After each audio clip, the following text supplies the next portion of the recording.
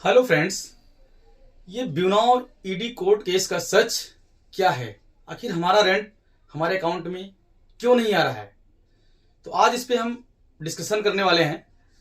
और जो आप देख सकते हैं, जो एविडेंस है हमारे पास, डॉक्यूमेंट्री हम बात करेंगे। जो ये ईडी की प्रेस रिलीज है, डिफरेंट डिफरेंट हाई कोर्ट्स के हमारे पास पेपर्स हैं और इसके एविडेंस बेस ही बात करेंगे हम। तो हमारा रेंट क्यों नहीं आ रहा है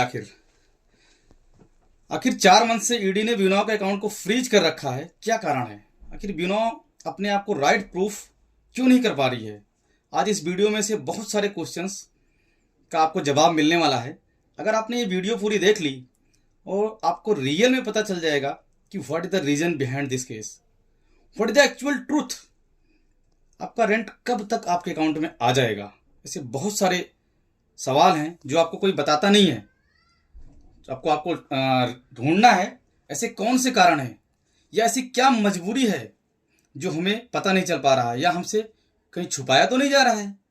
आज आपको सब पता चल जाएगा दोस्तों आज मैं जिस टॉपिक या मैटर पर बात करने जा रहा हूं वो बहुत ही सेंसिटिव डेलिकेट मैटर है। सेंसिटिव इसलिए कि आपके बात पैसे की है, बात आपके खून पसीने से कमाए हुए खरीदे गए पार्टिकल्स की है, बात आपके मंथली रेंटल इनकम की है। और इंपॉर्टेंट इसलिए कि बहुत सारे लोग यूट्यूब पर आपको गलत जानकारी देकर आपको डरा रहे हैं। बहुत सारे बिजनौर के फैमिली के लोग डरे हुए हैं कि हमारे पैसे का क्या होगा, आखिर पैसा कब तक आएगा। और इंपॉर्टेंट इसलिए भी है कि बिजनौर के कुछ सीनियर साथी, सब तो नहीं बोल सकते, बहुत सारे लोग बहुत सही जानकारी देते हैं, लेकिन कुछ सीनियर साथी करेक्ट इन्फॉर्मेशन नहीं देते हैं कि अब कंपनी में क्या चल रहा है, what is the current scenario. तो बिजनौर के फैमिली के लोग और डर जाते हैं। तो दोस्तों यही मैं डर दूर करने के लिए आज आया हुआ हूं। तो आज मैं बिजनौर ईडी केस की कंप्लीट इंफॉर्मेशन देने वाला हूं, वो भी अनबायसनेस होकर, कि हम ना तो बिजनौर की बात करेंगे तरफ से और ना ही ईडी की तरफ से हम बात करने वाले हैं, और ना ही हम एक गैंग है जो आप जानते होंगे यूट्यूब पर भ्रम फैलाने वाले गैंग की, उसकी तरफ से भी बात नहीं करेंगे। दोस्तों ये सारी इंफॉर्मेशन जो मैं आपको देने जा रहा हूं, इससे मेरा और मैनेजमेंट का कोई लेना देना नहीं है, एक्सेप्ट दैट कि मैं भी बिजनौर का एक एक्टिव एसेट ऑनर हूं। ये इंफॉर्मेशन जो मुझे लगता है और एविडेंस ट्रुथ पर आधारित होगी, document and evidence based information होगी। तो आज आपको पता चल जाएगा कि एक्चुअल ट्रुथ क्या है। तो दोस्तों स्टार्ट करते हैं।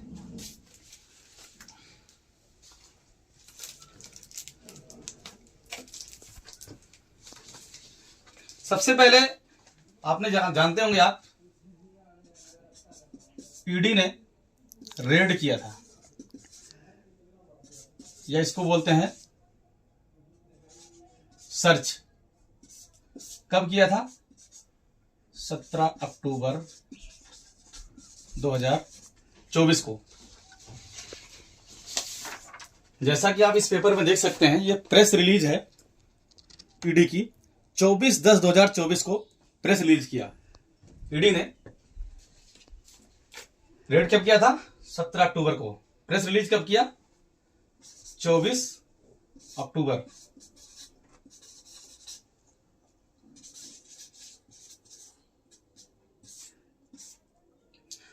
अब दोस्तों इसमें लिखा हुआ है, director of enforcement ED Jalandhar zonal office has conducted search operation at 14 location, 14 location पर दोस्तों, Mohali including new Delhi, Noida, Ghaziabad, Mumbai, under the provision of section 37 of the foreign exchange management act. जैसा कि आप जानते होंगे फीमा, फॉरेन एक्सचेंज मैनेजमेंट एक्ट। उसमें क्या होता है कि कोई भी कंपनी जैसे फॉरेन से लेन देन कर रही है पैसे का, तो उस एक्ट के थ्रू ईडी जो है इस पर सर्च अभियान जारी किया। इसमें लिखा हुआ clear, the connection with investigation regarding receipt of huge and irregular foreign inward remittance by Ms Bijnor marketing services limited, Ms Bijnor infotech private limited, Ms जीवाइट रेंटल प्लेनेट प्राइवेट लिमिटेड। तो डिटेल आप पढ़ सकते हैं, इसको वेबसाइट पे आपको मिल जाएगा ईडी के। ये वेबसाइट के ही निकाला गया है ईडी से, जो मैं डॉक्यूमेंट आपको दिखा रहा हूं। The searches conducted at the offices premises of the said companies and residence of key person.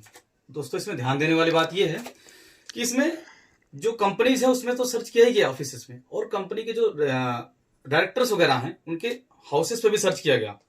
तो इसमें बहुत सारी चीजें निकली थी, जो आप पढ़ेंगे तो आपको मिल जाएगा कि क्या क्या इसमें मिला था आपको ईडी की रेड में। तो दोस्तों उसके बाद क्या हुआ, फिर से जब फीमा के अंतर्गत सर्च किया तो दूसरा रेड ईडी ने किया था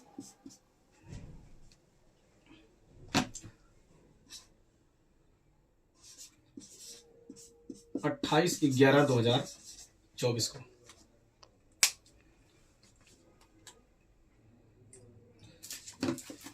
दोस्तों 28/11/2024 को ईडी ने क्या किया, प्रेस रिलीज किया,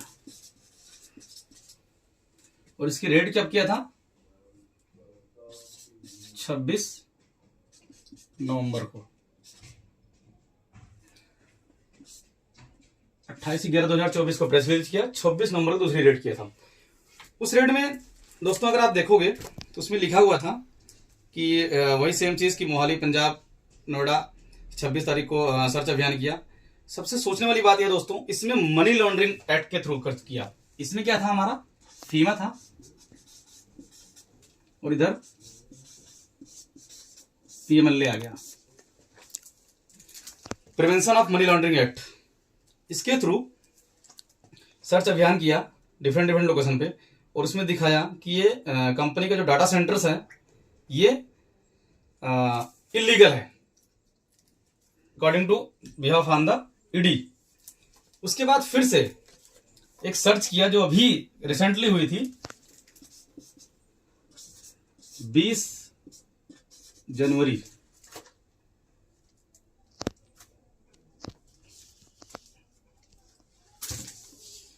2025 को।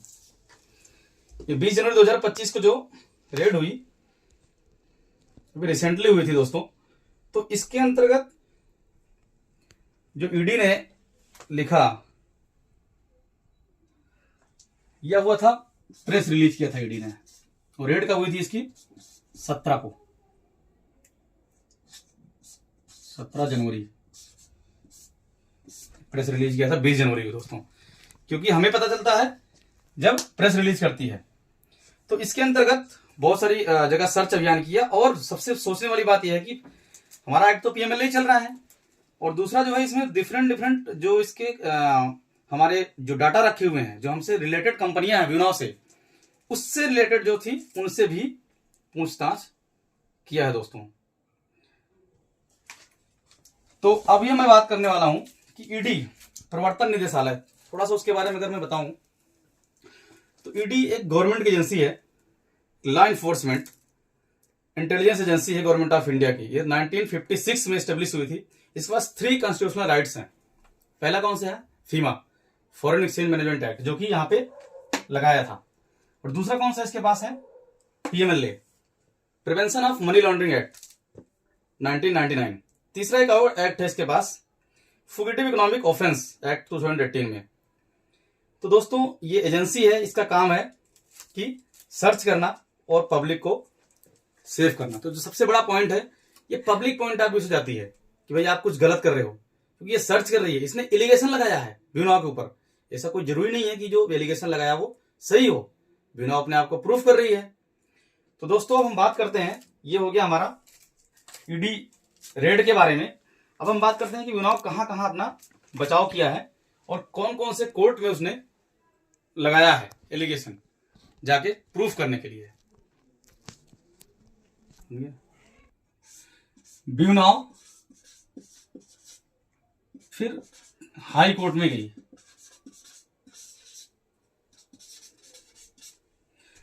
कौन कौन से हाई कोर्ट में गए ब्यूनाव? सबसे पहले इन्होंने Punjab and Haryana high court में, Punjab and Haryana high court में इसका सिविल पिटीशन नंबर आप देख सकते हो 30014, ये पिटीशन नंबर है 30014। उसके बाद दूसरा इसी में लगाया था 32476। ये पिटीशन नंबर था। इसमें व्योना infotech private limited versus Union of India था। व्योना versus Union of India means ED. उसके बाद दूसरा पिटीशन लगाया इन्होंने दिल्ली हाई कोर्ट में।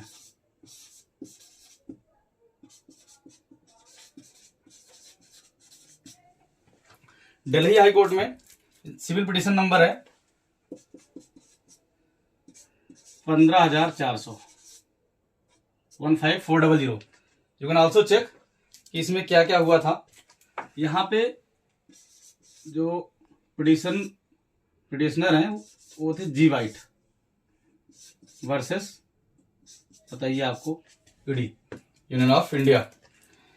उसके बाद तीसरा जो केस किया था इलाहाबाद हाई कोर्ट में।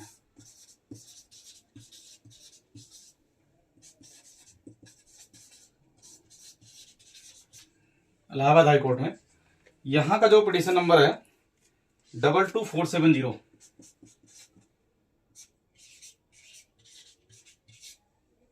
22470।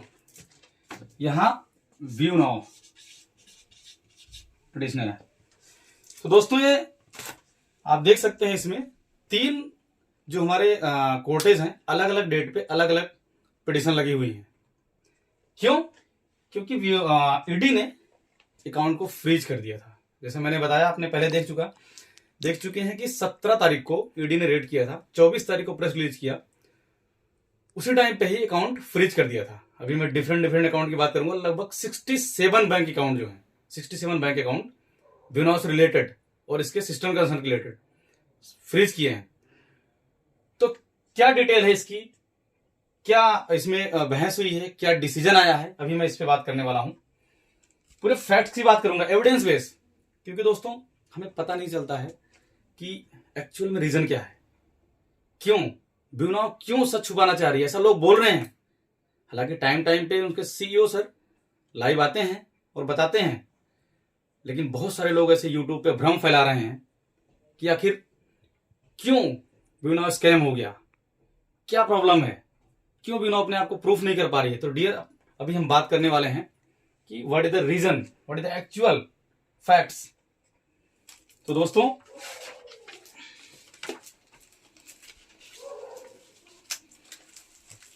अगर हम बात करें कोर्ट ऑर्डर की तो 5 पॉइंट में होता है। पहला पॉइंट क्या होता है उसमें, डिटेल्स।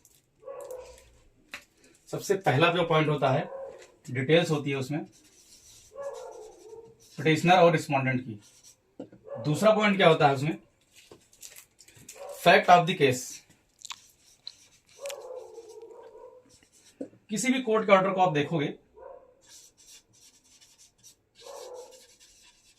इसी के इर्द गिर्द घूमता है। कोर्ट ऑर्डर में पहला डिटेल्स होगी उसकी पिटिशनर की, उसके बाद रिस्पोंडेंट की, फिर फैक्ट ऑफ द केस क्या है, उसके बाद आर्गुमेंट क्या क्या हुए,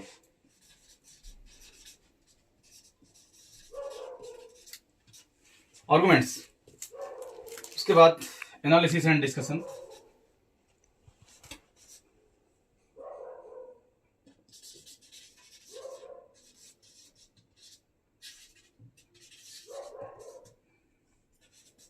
नंबर 5 जो लास्ट पॉइंट है वो है डिसीजन।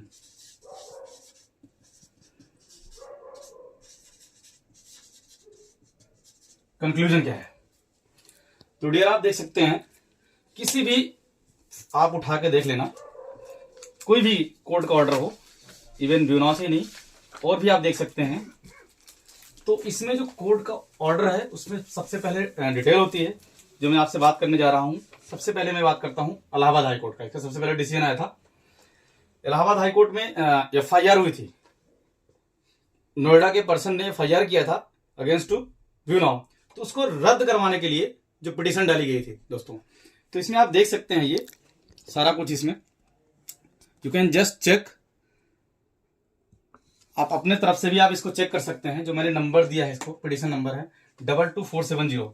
इसमें यही लिखा हुआ है क्रिमिनल मिसलेनियस रिट एप्लीकेशन के पिटिशन के अंतर्गत है 22470 ऑफ 2024। पिटिशनर है इसमें Vinoy infotech private limited through its director Shri Nitin Shrivastava. Respondent है state of Uttar Pradesh and 2 others. इसमें सारा कुछ डिटेल लिखी हुई है। जब आप पढ़ेंगे तो आपको बहुत सारा कुछ इसमें मिलेगा। तो मेन चीज ये है कि जो समझने वाली बात ये है, present writ petition is preferred inter alia with following reliefs. क्या क्या रिलीफ के लिए विनोय ने डाला था, इसमें लिखा हुआ call for record and issue order direction और रीड द नेचर ऑफ सटरी और any other similar writ thereby quashing the plunged FIR dated 24/11/2024 registered at case crime number 463 of 2024 under section 318। इसमें डिटेल लिखा हुआ है registered eight police station sector 58 Noida. तो dear इसमें clear लिखा हुआ है किसके लिए विनोय गई थी, क्वेश्चनिंग द इम्पंज्ड FIR डेटेड 24 नवंबर 2024। जो 24 नवंबर 2024 को FIR हुआ था उसको रद्द किया जाए, इसके लिए पिटिशन लगाया विनोय ने कि भाई ये FIR ही गलत है। जो FIR यहाँ पे हुई इलाहाबाद हाई कोर्ट में विनोय ने लगाया पिटिशन कि जो पुलिस स्टेशन सेक्टर 58 नोएडा में जिसने किया था वो बोला कि ये गलत है FIR। तो दोस्तों इसमें सारा फैक्ट ऑफ द केसेस लिखा हुआ है, इसको आप स्टडी कर सकते हैं अपने लेवल पे। जो इसमें समझने वाली बात ये है, इसमें बहुत सारा चीज लिखा हुआ है। लास्टली इसमें लिखा हुआ है कि court must be cautious while dealing with the economic offenses which would affect the public at large। Dear इसमें जो पब्लिक जहां इन्वॉल्व हो जाती है तो कोर्ट उसको बहुत प्रेसियस जो है डील करती है जहां इकोनॉमिक ऑफेंसेस होते हैं। तो इन the view of deliberation made on the basis of material placed, पूरा कुछ लिखा हुआ है इसमें detail.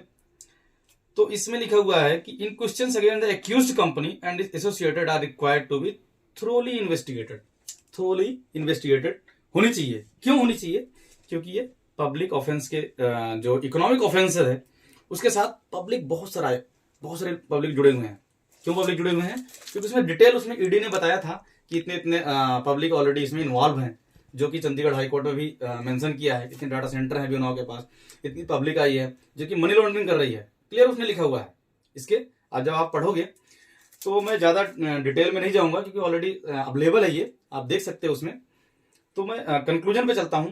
In the view of discussion as well as the catena of judgment cited above, no case has been made out for interference with the इम्पल्स first information report. इसमें लिखा हुआ है कि no case has been made, कोई case नहीं बनता है अपेक्षित FIR में, हस्तक्षेप का कोई मामला बना ही नहीं गया, इसलिए the writ petition stand dismissed, no order as to cost, means dismiss कर दी गई। ये ऑर्डर डेट कब थी? 8/1/2025 को, 8 जनवरी 2025 को निकला था। इसमें आप देख भी सकते हैं पूरा रिजर्व किया था, यदि 12/12/2024 को डिलीवर हुआ इसका ऑर्डर की डेट 8 जनवरी 2025 को। डियर ये तो रहा हमारा इलाहाबाद हाई कोर्ट का। इसमें क्या हुआ कि कंपनी ने विनोय ने किया कि भाई हमें जो FIR हुई है नोएडा में, कंक्लूजन अगर हम बात करें तो वो FIR रद्द की जाए, सही नहीं है। लेकिन कोर्ट ने माना कि लार्ज अमाउंट में लोगों का पैसा इन्वॉल्व है, इसलिए इसको थ्रोली इन्वेस्टिगेशन करनी चाहिए। अब हम बात करें दिल्ली हाई कोर्ट की। जो ये पिटिशन नंबर है 15400, इसको जी वाइट ने किया था दिल्ली हाई कोर्ट में। तो दिल्ली हाई कोर्ट में जब जी वाइट ने किया था कि इसके लिए स्टार्टिंग में अगर आप देखे होंगे तो उसमें फीमा के अंतर्गत था, फॉरेन एक्सचेंज मैनेजमेंट एक्ट के अंदर। तो बाद में कन्वर्ट किया ईडी ने कि भाई फीमा का केस नहीं बनता है, अब PMLA चले गया, prevention of money laundering act. तो सेम केस इसमें भी था Punjab and Haryana high court में। तो पिटिशन नंबर 2 लगी थी इसमें 30014 और 32476 ऑफ 2024 की, विनोय वर्सेस ईडी था। इसमें आप डिटेल देखेंगे फ्रेंड्स, इसमें जैसे आप देखना चाहें तो Haryana high court, Punjab high court का 30014 जो मैंने लिखा है उस पर, और 32476 ये पिटिशन नंबर है। इसका रिजर्व किया था फैसला 19/12/2024 को, 19 दिसंबर को, प्रोनाउंस हुआ 17 जनवरी 2025 को। इसमें सारी डिटेल लिखी हुई है, अगर आप पढ़ेंगे इसके बारे में थोड़ा डिस्कस करते हैं। क्योंकि इसका जब फैसला आया था तो बहुत सारे लोग बता रहे हैं कि अभी कंपनी हो गया, कुछ नहीं होना, फैसला दे दिया। बट इसके बारे में डिटेल थोड़ा सा थोड़ी डिस्कस करते हैं। तो इसमें लिखा हुआ है क्लियर कि बीमा infotech private limited versus Union of India and another, जो पिटीशन नंबर 30014 में थी। पिटीशन नंबर 32476 में है बीमा infotech private limited versus ED Jalandhar zonal office. तो इसमें डिटेल लिखी हुई है, जो मैं डिटेल्स की बात कर रहा हूं। दूसरा क्या है, facts.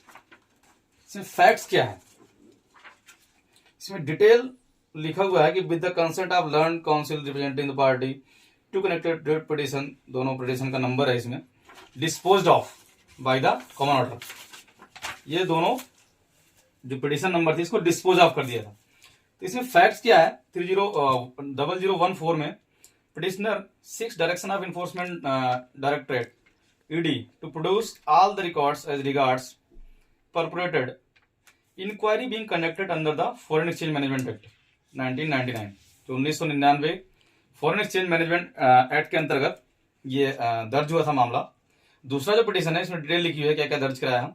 32476 questioning specially the search and seizure proceeding conducted by ED on 26 नवंबर जो 2024 को जो ईडी ने सर्च किया था, ईडी ने दूसरी बार जब रेड किया था ब्यूरो में, तो questioning the illegal act of freezing of bank account of the petitioner company have been sought. अगर शॉर्ट में बात करें कि ये ब्यूरो ये बोल रही है 32476 पिटिशन नंबर में कि जो ईडी ने सर्च अभियान किया वो इलीगल था, और जो बैंक अकाउंट फ्रीज किया वो भी इलीगल है, क्योंकि इसमें क्लियर लिखा हुआ है questioning of ECIR/JLZO/26/24 specially the search and seizure proceeding conducted by ED on 26/11/2024 and the questioning of illegal act of freezing of the bank account of the petitioner company have been sought. मतलब याचिका करता है, अगर हिंदी में बात करें, company के bank खाते को फ्रीज करने के लिए गैर कानूनी कृत को रद्द करने की मांग की गई है। ये इसका हिंदी वर्जन हुआ कि भाई जो फ्रीज किया है वो गैर कानूनी है बैंक के खाता। तो इसमें सारी डिटेल लिखी हुई है। फिर उसके बाद दोनों तरफ से है। पहले अगर हम बात करें कि रिस्पोंडेंट ने की तरफ से लिखा हुआ है इसमें, मतलब ईडी की तरफ से जो कोर्ट में बताया गया है, promoter and major shareholders companies were issued summon 30/10/2024 and 19/11/2024। मतलब 30 अक्टूबर और 19 नवंबर को दो समन इशू किया इन्वेस्टिगेशन के लिए, offer them opportunity to being heard and proceed with the investigation, however none of efforts at person join their investigation. ED clear बोल रही है कोर्ट में कि किसी ने इन्वेस्टिगेशन ज्वाइन नहीं किया। तो क्या कारण है कि इन्वेस्टिगेशन ज्वाइन नहीं किया?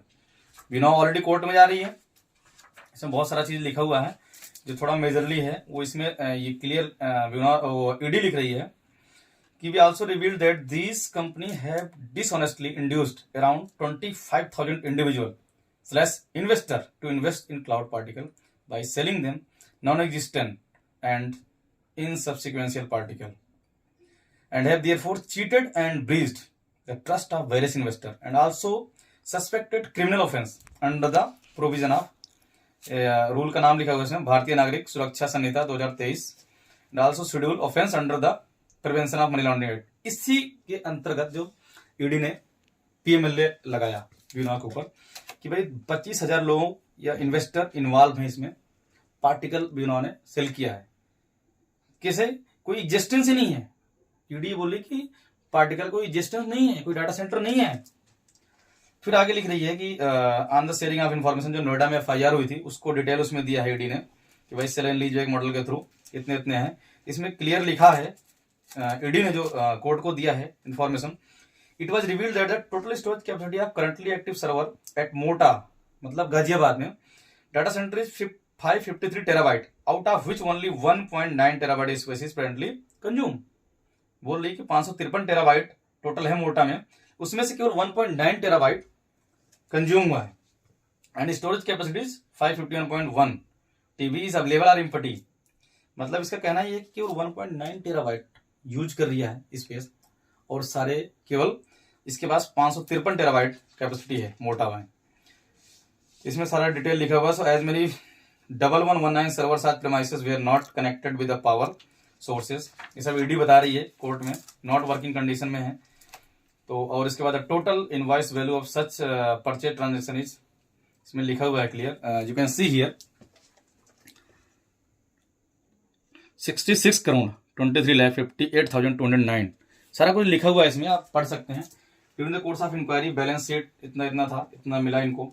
It has reveal the entry of HDFC ICICI bank, सारा मतलब खंगाला। तो 2236 करोड़ रुपया इसके HDFC और ICICI बैंक में BMSL के अकाउंट में रिसीव हुआ है। तो इसके फिर से नीचे लिख रही है कि इसमें सर्वर कैपेसिटी इतना है, सोल्ड पार्टिकल इतने हुए हैं as per MCA data, sold particle 1029,294 TB terabyte as per MCA data, और 542274 TB as per bank account credit. तो इसमें और कुछ लिखा हुआ है। तो समरी इन शॉर्ट अगर बात करें तो money collected from new individual investor is being rotated and paid to them as monthly assured rental income.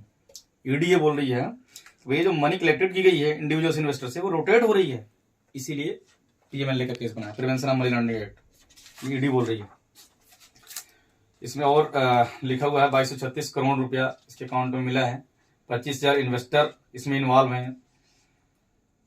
और during the search proceeding the various incriminating documents were recovered and seized, which revealed that 67 bank accounts related to said group of company and other related entities were used for rotating the money. Hence the accounts were ordered to be freezed.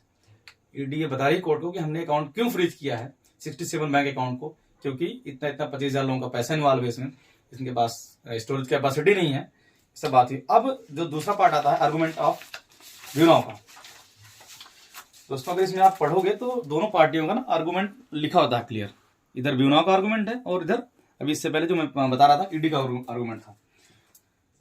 तो इसमें जो लिखा हुआ है heard the learned counsel representing the parties at length and with their able assistance perused the paper book.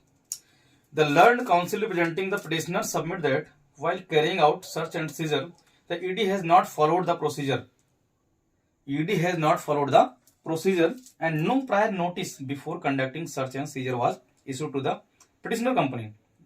Bureau कह रही है कि ईडी ने कोई रूल रेगुलेशन फॉलो नहीं किया है, हमें कोई नोटिस नहीं दिया है सर्च करने में। It is further submitted that no intimation notice or opportunity was given to petitioner to explain their position and seizure memos। कोई भी अपॉर्चुनिटी नहीं दिया कि आप इसको एक्सप्लेन करो कैसे आपने सीज कर दिया बैंक अकाउंट को, ये ब्यूरो बोल रही है कोर्ट में। इसमें एक पिटीशन का नंबर भी दे रखा है, ये Arvind Kejriwal versus directorate enforcement 2024 का, इसमें डिटेल है आप पढ़ सकते हो। तो इस बेस पे बोल रही है court should not only क्वेश the CIR but also grant declaration that the search and scissor was illegal. Means जो ब्यूरो कोर्ट में गई है वो बोल रही है कि ये सर्च और जो रेड है यही इलीगली है। क्यों इलीगल है दोस्तों? क्योंकि ये कोई प्रोसीजर नहीं फॉलो किया, ये है ब्यूरो का कहना। इसमें डिटेल लिखा हुआ है। फिर आगे investigation in progress and matter is required to place before the adjudicating authority within a period of 30 days. इसमें कर दिया है कि भाई मैटर अभी इन्वेस्टिगेशन में है। उसके बाद एनालिसिस एंड डिसीजन बहुत सारा चीज और लिखा हुआ है इसमें, आप देख सकते हो। बहुत ज्यादा अगर पढ़ूंगा मैं थोड़ा बोरिंग हो जाएगा। तो दोस्तों मैं बात करने वाला हूँ documents based, what is the reason behind कि अभी तक रेंट क्यों नहीं आ रहा है और इसका ट्रुथ क्या है। बहुत सारा चीज इसमें लिखा हुआ है। अब हम बहुत सारे केस का इसमें मूवी है थ्रोली जाएंगे, तो हम पहुंचते हैं कंक्लूजन पे। डिसीजन जब फाइनल आता है, आर्गुमेंट दोनों तरफ से हो गया, एनालिसिस डिस्कशन हो गया, फाइनली क्या है डिसीजन एंड कंक्लूजन। डिसीजन जो है 4 नंबर पे, keeping in view the aforesaid discussion the writ petition are disposed of with the liberty to the petitioners to present their case before the adjudicating authority under the 1999 act as well as 2002 act। मतलब कि writ petition आज dispose of, अगर dispose of की बात मैं करूं तो final order has been passed. इसका मतलब यह है कि फाइनल ऑर्डर पास हो गया। Dispose of means to conclude a case meaning that the जज has made a final decision and the case is closed. Dispose of हो गया है विद द लिबर्टी दी गई पिटिशनर को ब्यूरो को to present their case before the adjudicating authority. भाई adjudicating authority के पास जाएंगे और अपना सबमिट करेंगे। Miscellaneous application pending if any both the writ petition shall stand dispose of कर देगी। अब इसमें सबसे बड़ा आता है क्वेश्चन की एजुकेटिंग अथॉरिटी। अभी निकल के आया Punjab and Haryana high court में एजुकेटिंग अथॉरिटी के पास है। ये है क्या? एजुकेटिंग अथॉरिटी है क्या? Basically adjudicating authority is a body that resolve dispute between parties. एक ऐसी बॉडी है जो डिस्प्यूट रिजॉल्व करती है different different body, like mini court. आप यू कैन सिंपली अंडरस्टैंड ये एक मिनी कोर्ट होता है। और adjudicating authority hear complain and make decisions. They can summon witness and require them to produce documents. They can make interim order also. तो एजुकेटिंग अथॉरिटी का जाना है, आपने देखा होगा, क्योंकि इसका 17 जनवरी 2025 को जो डिसीजन आया था, उसके बाद 20 जनवरी को पब्लिक हुआ था, अपलोड हुआ था। उसके बाद सुखविंदर सर लाइव आए थे, तो आपने देखा भी होगा, सुना भी होगा सर को, कि सर ने बोला है कि हम एजुकेटिंग अथॉरिटी के सामने पेश होंगे, so the all related documents, जो भी वो डिमांड करते हैं हम सब कुछ दिखाएंगे। जो बोल रहे हैं कि भाई हमारे पास इंफ्रा नहीं है, स्पेस नहीं है, जो भी रीजन है वो शो करेंगे, ऐसा सुखविंदर सर ने बोला हुआ है। सुखविंदर सिंह खरोड़, सीईओ ऑफ बिनॉ ग्रुप। तो हमें वेट करना होगा एजुकेटिंग अथॉरिटी के पास। तो मैटर गया है, अब ईडी ने तो बोल दिया कि भाई आप मनी लॉन्ड्रिंग कर रहे हो। क्यों? क्योंकि आपके पास स्पेस ही नहीं है। अब बिनाव क्यों गई थी कोर्ट में? बिनाव कोर्ट में इसलिए गई कि भाई हम जो आप रेड किए हैं वो इलीगल है, जो FIR हुआ है वो इलीगल है, उसको रद्द किया जाए। लेकिन अभी इन्वेस्टिगेशन, क्योंकि इसमें लार्ज अमाउंट में पब्लिक का पैसा इन्वॉल्व है, कोर्ट बोल रही है, तो इन्वेस्टिगेशन इसको भी करना पड़ेगा। तो डियर, ये रहे हमारे कोर्ट केस की बात। अगर हम इसको रिव्यू करने की बात करें, कोर्ट केस को अगर हम रिव्यू करते हैं, रिव्यू में देखते हैं दोस्तों, कोर्ट केस जो हुआ, डिसीजन आ गया। अब एजुकेटिंग अथॉरिटी के पास जाएंगे, रिप्रेजेंट करेंगे अपना दोनों पक्ष। तो अगर हम रिव्यू करें तो ईडी क्या चाहती है, इंटेंशन क्या है, मोटिव क्या है कि बिनॉ को सर्च अभियान करने का, बैंक अकाउंट सीरीज करने का। उनका मोटिव ये है ईडी का, ED are fighting to protect the people money. Fighting अगर शॉर्ट में समझें,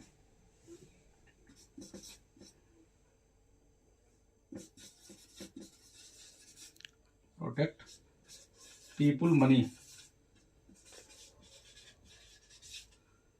क्योंकि गवर्नमेंट एजेंसी है, उसको लोगों के पैसे की चिंता है। अब बिनॉ किस लिए फाइटिंग कर रही है? बिनॉ to prove that the raid and bank account freeze procedure was illegal.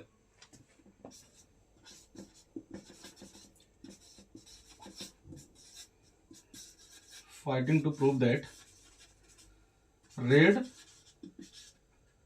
And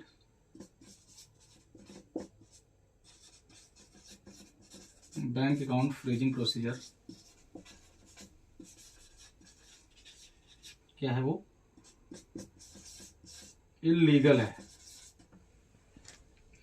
इसलिए फाइट कर रही है बिनॉ कि बैंक अकाउंट रेड ही इलीगल है। अब दोस्तों, इसमें जो समझने वाली बात है कि मोटिव क्या है, इंटेंशन क्या है, पर्पज क्या है। बिनॉ पर्पज है कि भाई ये रेड गलत है, हम लोगों को रेंट देना चाहते हैं, क्योंकि हम 10 साल तक कमिटमेंट किए हैं, एसेट, डिजिटल एसेट परचेज किया लोगों ने, और हम कंटिन्यूसली 10 साल तक के लिए देंगे, और 7 साल से दे रहे थे, अभी 4 महीने से रेंट नहीं आ रहा है। इसलिए फाइट कर रही है बिनॉ कि प्रूव करना चाहती है कि भाई रेड ये गलत है, बैंक अकाउंट जो आपने फ्रीज किया वही गलत है। तो इंटेंशंस बहुत बड़ी बात है, हमें समझना पड़ेगा नजरिया। तो ये तो रहे कोर्ट केस का रिव्यू। दोस्तों, तीसरा चीज है जो आप अगर समझना चाहें, इसी बीच में एक और लोगों की एंट्री होती है, वो है यूट्यूब।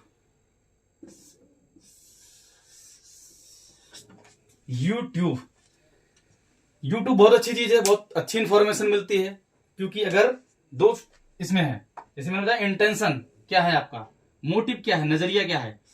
अगर आपका इंटेंशन पॉजिटिव है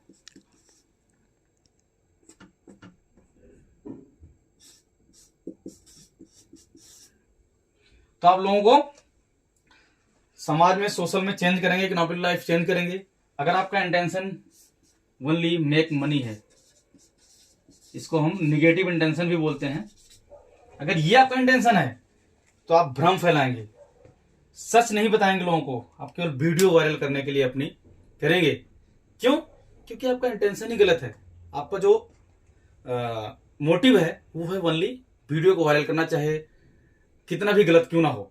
तो दोस्तों मैं यूट्यूबर से भी रिक्वेस्ट करूंगा कि आप लोग सही इंफॉर्मेशन दीजिए, लोगों को करेक्ट इंफॉर्मेशन दीजिए। गलत क्या है सही क्या है वो प्रूफ हो जाएगा। अभी ईडी ने एलिगेशन ही लगाया है बिनाव पे, बिनाव प्रूफ कर रही है अपने आप को, लेकिन प्रूफ नहीं हुआ है ना कि बिनाव गलत है। तो आप करेक्ट इन्फॉर्मेशन दीजिए। दैट इज बहुत सारे लोग यूट्यूब पे भी करेक्ट इन्फॉर्मेशन दे रहे हैं, अच्छी चीज है। बहुत सारे लोग गलत इन्फॉर्मेशन दे रहे हैं, तो उससे क्या है, डर का माहौल पैदा होता है कि हमारे पैसे का क्या होगा। तो फिर हम बात करते हैं अब थिंकिंग की, क्योंकि सोच जो है, नजरिया, वो बहुत मैटर करता है। थिंकिंग, अगर आपका एटीट्यूड सही है, थिंकिंग सही है, तो फिर आपका जो है, जो आपका काम है उसी हिसाब से देखिएगा। जैसे मैंने बताया ना, मोटिव क्या है। तो दोस्तों थोड़ा सा इनसे बच के रहें आप यूट्यूब वालों से, क्योंकि इनका अगर पॉजिटिव इंटेंट है तो सही है, और अगर वहीं पे only making the money negative intent है तो फिर आपको उनसे बच के रहना पड़ेगा। क्योंकि दोस्तों ऐसा बोलते हैं कि जैसा ही आपका थिंकिंग होगा वैसे आपका एटीट्यूड बनेगा। एटीट्यूड, नजरिया, और जैसा ही एटीट्यूड होगा वैसे ही आपकी एक्शन होगा, और जैसा ही आपका एक्शन होगा वैसे ही आपको सक्सेस मिलेगी।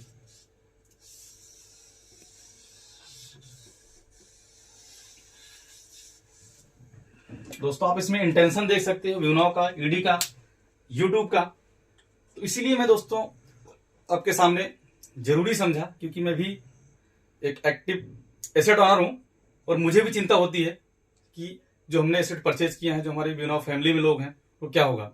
तो बहुत सारे लोग गलत जानकारी दे रहे हैं, इसीलिए ये जरूरी था कि आप लोगों के सामने करेक्ट इन्फॉर्मेशन लाना, क्योंकि जिसकी जैसी थिंकिंग होती है वैसे उसका एटीट्यूड होता है। अगर नजरिया सही है तो एक्शन भी उस हिसाब से होता है, एक्शन उस हिसाब से होता है तो सक्सेस मिलती है।